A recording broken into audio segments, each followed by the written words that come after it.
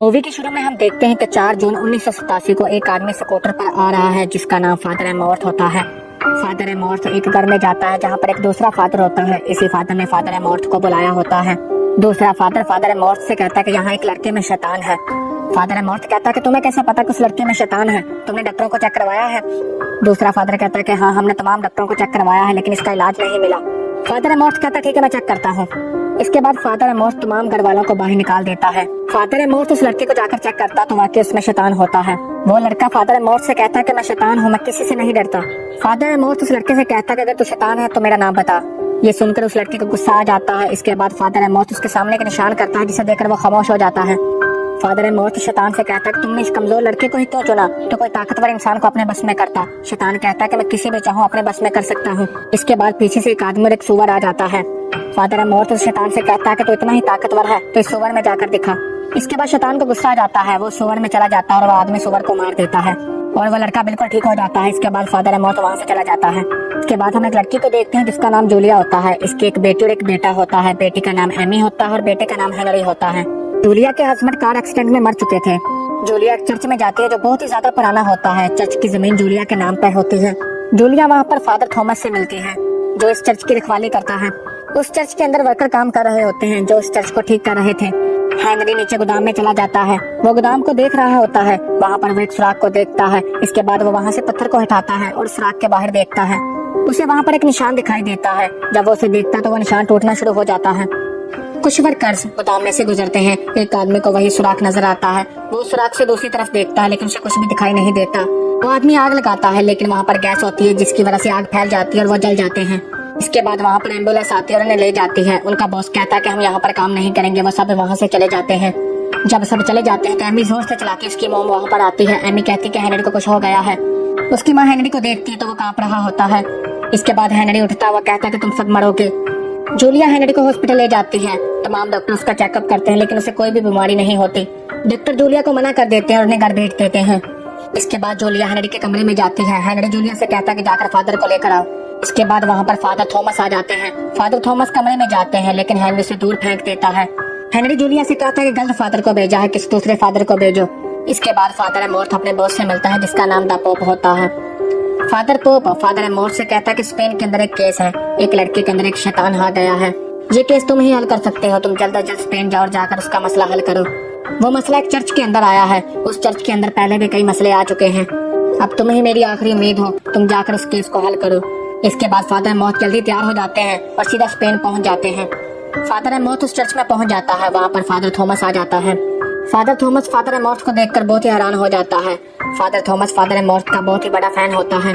Father Thomas ने father एमॉर्थ की तमाम किताबें और आर्टिकल पढ़े होते हैं। फादर एमॉर्थ चर्च के अंदर जाता है। वो जाकर जूलिया और एमी से मिलता है। वो उन्हें कहता है कि तुम प्रार्थना करो, मैं जा रहा हूँ। फादर एमॉर्थ कमरे में जाता है। वो जाकर प्रार्थना करता है। हेनरी उठ जाता है।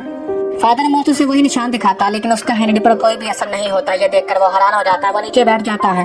फादर एमॉर्थ शैतान से कहता है कि तुम इस बच्चे के अंदर क्यों गए? शैतान कहता है कि इसकी मासूमियत तबाह करने में मुझे बहुत मजा आएगा और एक फादर को मारने में मुझे ज्यादा मजा आएगा।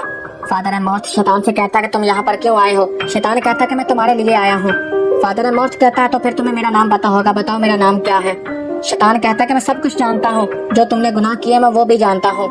फादर एमॉर्थ शैतान से कहता है कि चल ठीक है, मुझे पता है तुझे मेरा नाम नहीं पता लेकिन तू अपना नाम तो मुझे बता। शैतान कहता है कि मैं बेवकूफ नहीं हूँ जो मैं तुम्हें अपना नाम बताऊं। मैं तुम्हारा नाम जानता हूँ, तुम्हारा नाम फादर एमॉर्थ है। ये देखकर वो घबरा जाता है। शैतान फादर से कहता है कि मैं तुम्हें एक बुरा सपना सुनाता हूँ। वो फादर एमॉर्थ का सपना सुनाता है जिसके अंदर वो एक जंग लड़ रहा होता है लेकिन उसके सारे दोस्त मर जाते हैं लेकिन वो जिंदा बच जाता है। इसके बाद हेनरी अपने मुंह से लाल चिड़िया निकालता है। ये देखकर फादर एमॉर्थ डर जाता है। वो कमरे से बाहर चला जाता है। फादर थॉमस फादर एमॉर्थ से कहता है कि वाकई उसमें शैतान है? फादर एमॉर्थ कहता है हाँ, उसमें शैतान है।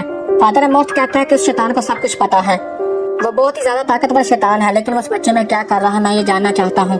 फादर एमॉर्थ जूलिया से कहता है कि तुम्हारा बेटा शैतान के बस में है। तुम मुझे ये बताओ कि उसके साथ कोई हादसा हुआ था? जूलिया कहती है कि 1 साल पहले उसके डैड का एक्सीडेंट हुआ था और वो उसी गाड़ी में था। उसने अपने डैड को मरते हुए देखा था। इसके बाद उसने 1 साल तक बात नहीं की। इसके बाद हम एमी को देखते हैं। उसे कुछ आवाजें सुनाई देती है। वो हेनरी के कमरे में जाती है।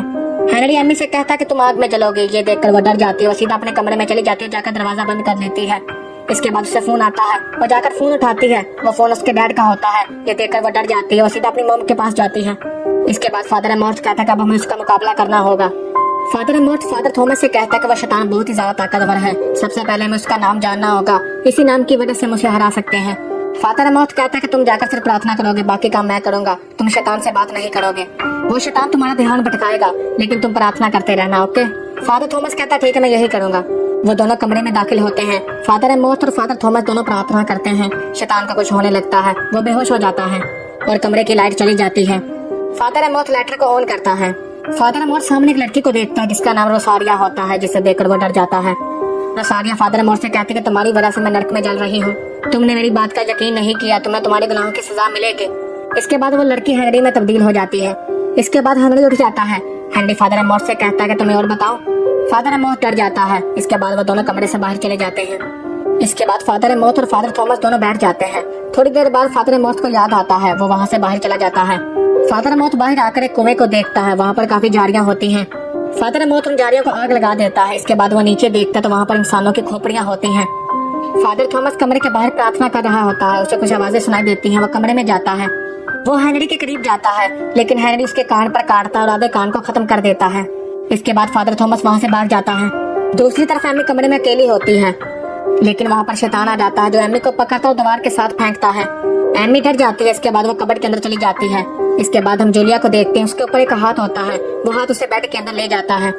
इसके बाद ये आवाज फादर मॉर्थ और फादर थॉमस सुन लेते हैं। वो जाकर दोनों को बचाते हैं। फादर मॉर्थ जूलिया के पास जाता है, वो उसे बेड के अंदर से निकालता है। दूसरी तरफ फादर थॉमस जाता है जो सीधा एमी के पास जाता है। इसके बाद वहाँ पर फादर मॉर्थ आ जाता है जो जाकर एमी को बचा लेता है। इसके बाद फादर मॉर्थ फादर थॉमस से कहता है कि तुम आओ, मैं तुम्हें कुछ दिखाना चाहता हूँ। फादर मॉर्थ उसे खोपड़ियाँ दिखाता है और उसे एक निशान दिखाता है। वो कहता है कि ये स्पेन की अदालत का निशान है। फादर मॉर्थ कहता है कि नीचे गोदाम में कुछ है, हमें देखना होगा। इसके बाद वो नीचे गोदाम में जाते हैं।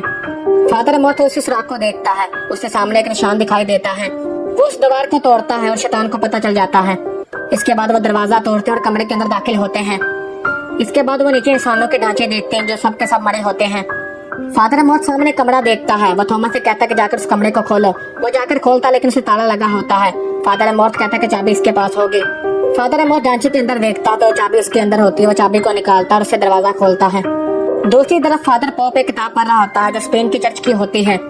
फादर पॉप को उसके अंदर एक खत दिखाई देता है। वो उस खत को पढ़ता है। उस खत में होता है कि ये शैतान बहुत ही ज्यादा ताकतवर है, इसे कोई भी नहीं हरा सकता, ये सब कुछ तबाह कर देगा।